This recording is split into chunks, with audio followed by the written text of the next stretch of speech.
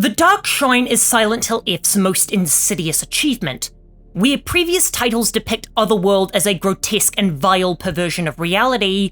F instead keeps its obscene elements locked to reality, at least initially. When I first entered the shrine, I thought it was some kind of safe room, as everything was signaling this as some kind of sanctuary. No enemy encounters, a gentle voice guiding me, and the ethereal glow denoting safety.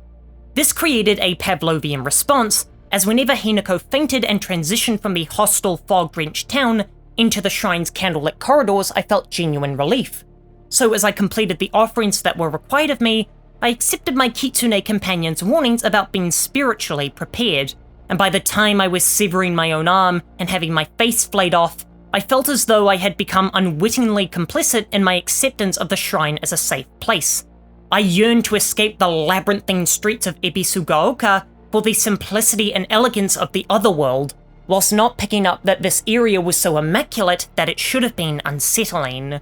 So when this barbaric moment occurred, and I pieced together that the shrine didn't represent sanctuary but submission, I had already grown accustomed to the comfort and even found myself questioning if my initial interpretation was correct, which is a horrifying mirror to real-world toxic relationships, falling for their deceptive personas before your autonomy is removed of your own volition as you chant that cursed phrase, "I can fix them." However, the false allure of such relationships is also depicted through gameplay, as your lupine upgrades make combat significantly easier for Hinako, showcasing how victims unwittingly trade their free will for the mask and protection of their spouses, not realizing that protection is actually ownership.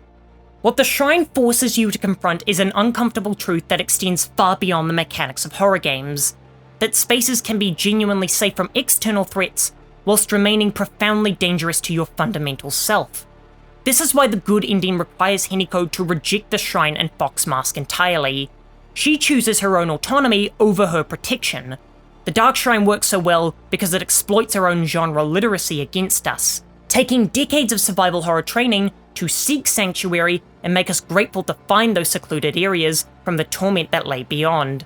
Silent Hill F weaponizes this by treating its safe room as a cage lathered in cultural legitimacy and aesthetic beauty, creating the game's most chilling moment as you realize just how much safer you thought you were there, with that uncomfortable reflection leading me to realize that this location was an ingenious narrative device, showcasing how systems of control maintain power not through overt force, but by making submission feel like sanctuary.